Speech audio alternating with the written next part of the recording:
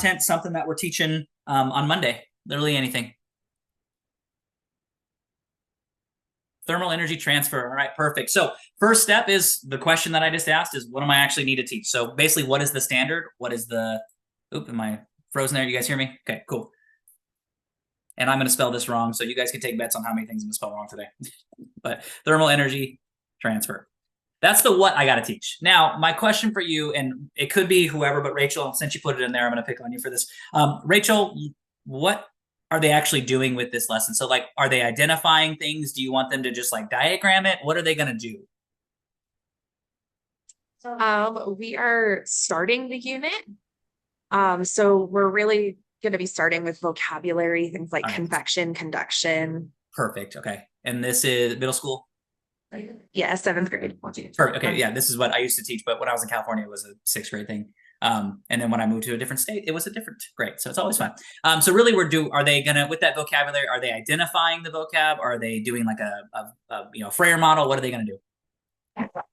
They'll be working on Frayer models. Okay. So basically with that, they might be, what's the thing? I would say it's kind of like a define and describe kind of thing, right? Depending on how you do it.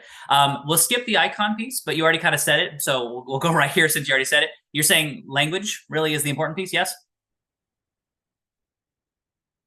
Yes. So language, maybe that's the only one we're doing. And then what resources are you going to give them? Are you going to do like slides? They're going to have to do the Frayer model, handouts. What are you going to do to actually teach this different vocab or language?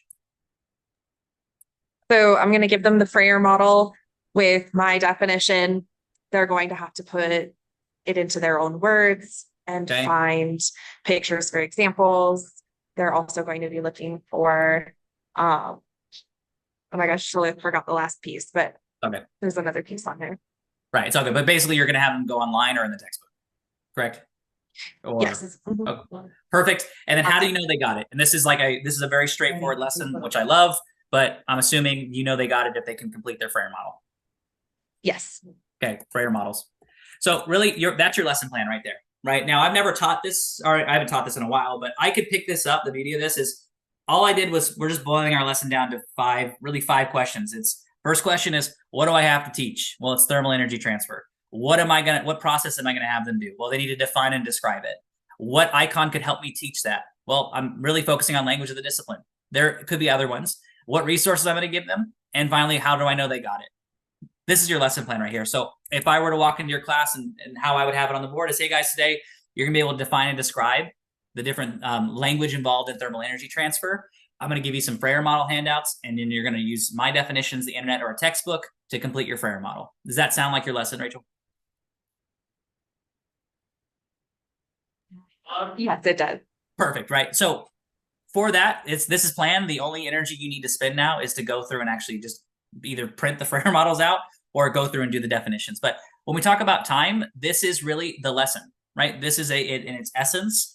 As a fellow science teacher, I could pick this up if you gave me the resources and I could go teach this, right? That's the beauty of this, right? Let's just do another quick example, just same process. Somebody else, maybe a non-science example this time.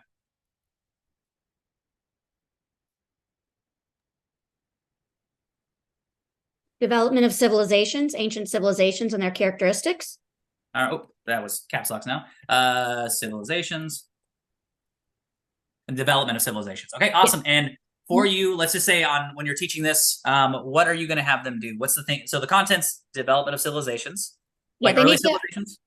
Ancient civilizations, and it's all civilizations. It's identifying the characteristics and being able to identify them from civilization to civilization. Okay, identify. Okay, and then are you comparing them at all? Absolutely. Okay, identify and compare, or let's say compare and contrast. How about that? Yeah. Right, because that's a higher level. Just a quick tip: when we're doing this on the Bloom scale, the way that this is organized is this is lower level, this is higher level. If you're doing like a compare and contrast, you're automatically having them identify. So there's really no need to say I'm going to identify, but you can if you want. Compare and contrast. Okay, and let's help her out. What icons could help us facilitate this lesson? You can put in the chat or unmute it. Am I allowed to help myself out or no? Yeah, 100%. This is your lesson. So I'm thinking details, big idea, and changes over time. Oh, okay. No, I'm feeling rules and structure. Okay, let's do rules. All right.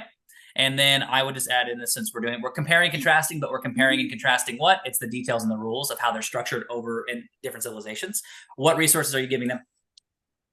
A lot of multimedia. So the text, of course, Okay.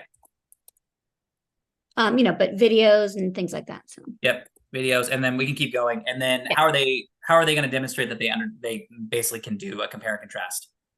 well, I'm going to pretend that I don't give a packet or a test. I would like to put that to the chat for something more creative, because I would not just say multiple choice test.